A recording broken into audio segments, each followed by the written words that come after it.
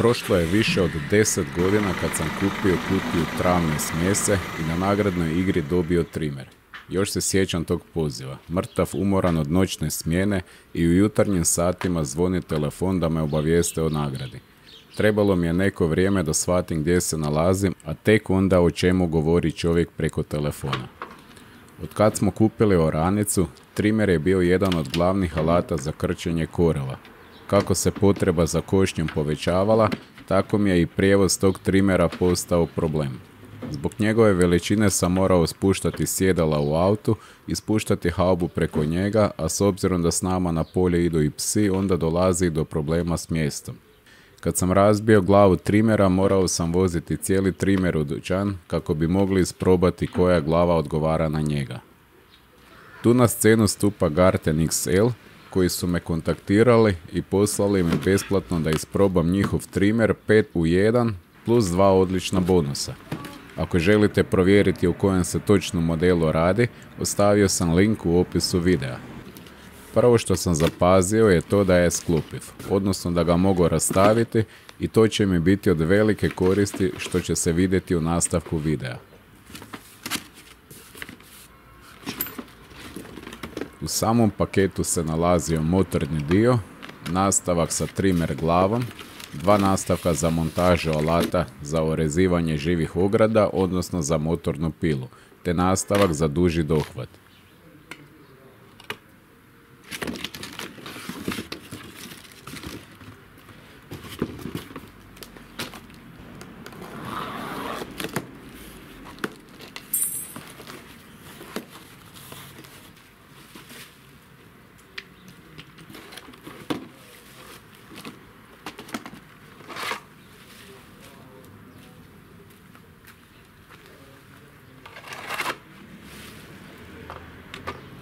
U manjoj kutiji je bio štitnik od bacanja trave, nož, uputstva, bočica za miješanje goriva i nosač trimera.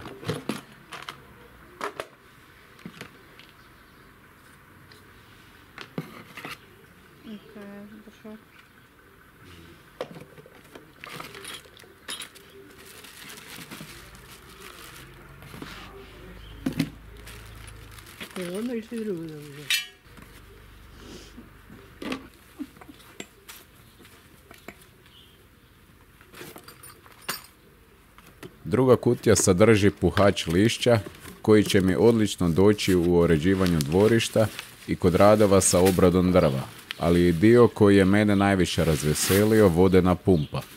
Kako muku mučimo sa navodnjavanjem u letnjim mjesecima, ova pumpa bi mogla biti od velike pomoći.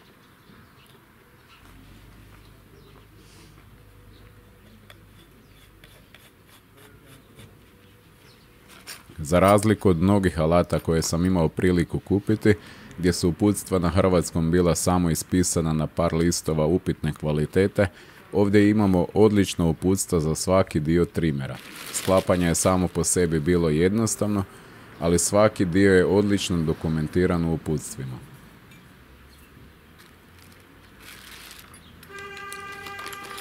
Montažu sam započeo montiranjem drške koju drže 4 imbus šarafa i nju montirate tako kako vama najbolje odgovara.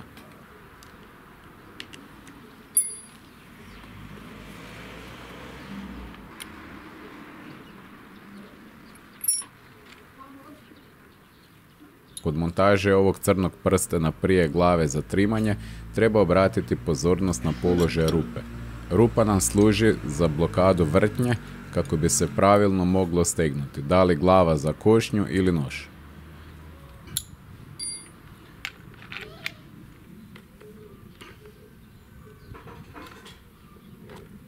Na kraju sam montirao štitnik.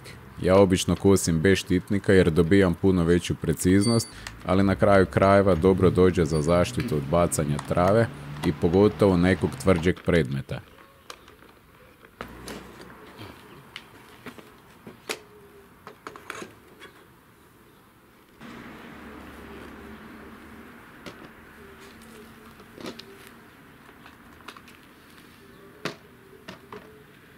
Što se tiče goriva, miješamo benzin i ulje u omjeru 25:1 I to je odlično obilježeno na samoj bočici, a mogli ste vidjeti kako je to opisano u uputstvima.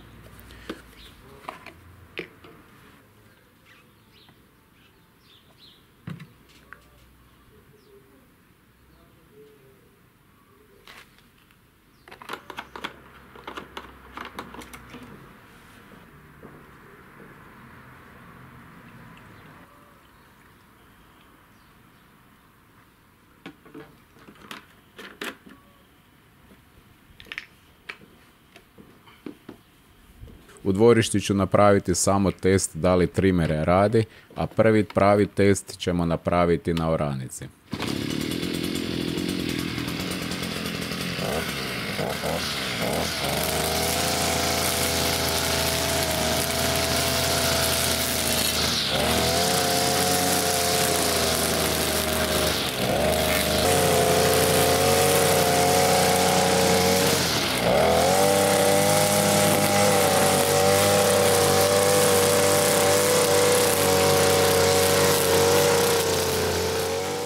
Ono što me posebno veseli je što mogu rastaviti trimer i da ga mogu jednostavno staviti u gepek automobila bez da moram bilo što spuštati. Jednostavno su svi nastavci stali u automobil i spremni su za testiranje na polju.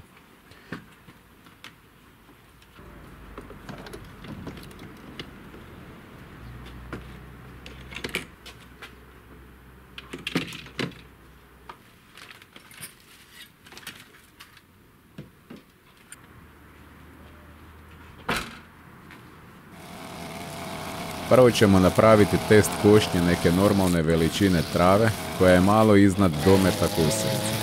Kao što se može vidjeti, košnja ide lagano. Ono što sam primijetio u odnosu na stari trimer, da je napravljena zaštita iznad auspuha, pa mogu držati ruku na njemu, dok sam na starom trimeru uvijek imao peklinu, iako sam uvijek imao obučene duge rukave.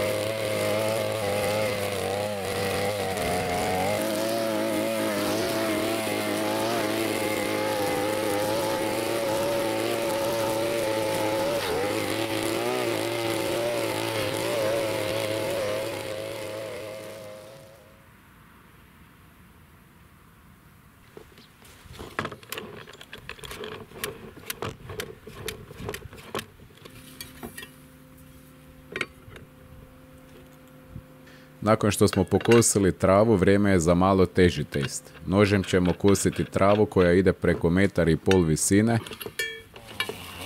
Iako je malo teže kontrolirati košnju zbog visoke trave, trimer je ovo odradio bez nekog većeg napora.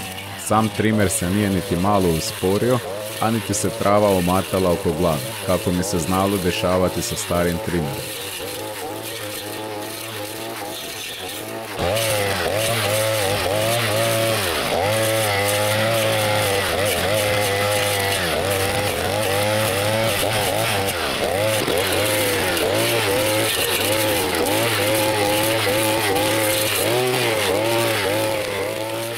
Posljednji test na oranici će biti test motorne pile.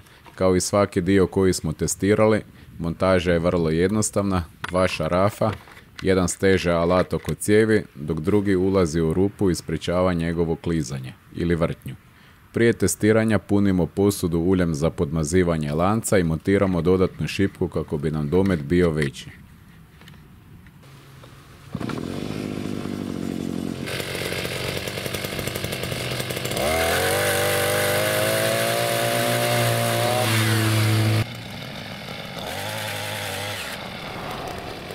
Prema mojoj visini od 176 cm možete procijeniti kako visoko je moguće rezati granu, ali moram priznati da se osjeća težina trimera kad se duže režu visoke grane.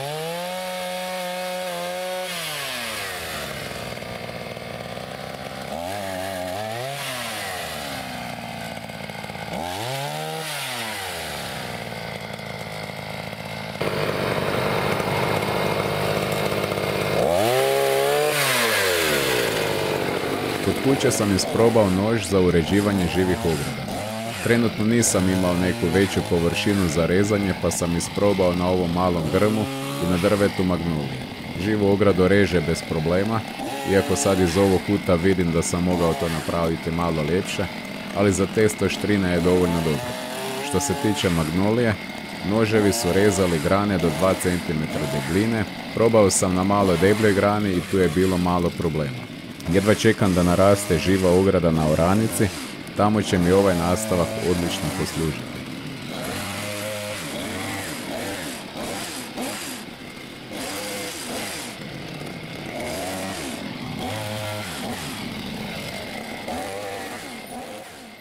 Što se tiče montaže puhača te vodene pumpe, poželjno je rastaviti ovaj mehanizam za držanje produžetaka i namontirati puhač direktno na pogonski dio.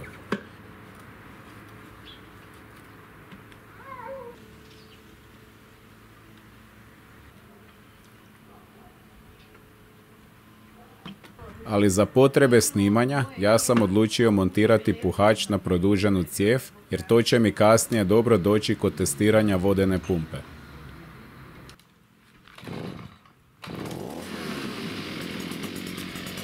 Puhač lišća je odličan alat, iako trenutno nemamo puno lišća po dvorištu, možete vidjeti kako se otprilike pola gasa odrađuje odličan posao. Snaga mu je odlična i dobro će mi doći kod čišćenja nakon košnje ili kad budem radio sa drvom.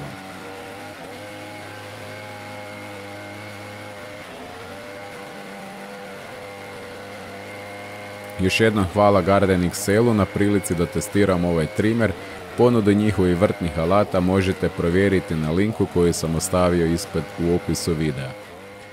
Za kraj alat koji je mene najviše razveselio. Kako tražim način za zalijevanje na oranici, da ne moramo hodati sa kantama, ova pumpa za vodu je potencijalno rješenje problema.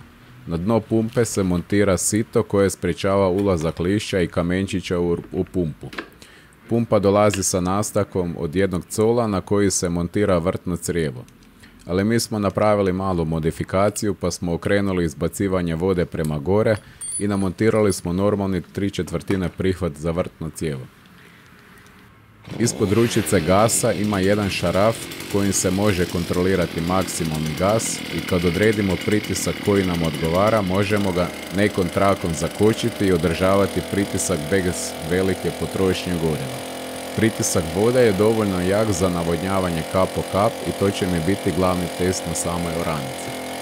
U odnosu na onaj stari trimer, ova je prava nadogradnja. Stvarno sadrži sve alate koje i trebam, što na polju, što kod kuće u dvorištu. Kvalitetu glave sa flaksom treba tek isprobati koliko je kvalitetna, ali to će doći s vremenom. Mehanizam za sklapanje je vrlo jednostavan i to mi je najveća prednost ovog trimera. Da ne moram gubiti vrijeme s pripremom, samo ga rasklopim i stavim u gepek. Ako vam se dopadaju ovakvi videi, nagradite ih sa jednim lajkom i ako želite da testiram neki drugi alat, slobodno mi ostavite u komentaru što bi voljeli da isprobam. Na kraju hvala vam na vašoj pozornosti i vidimo se u nekom sljedećem videu. Pozdrav!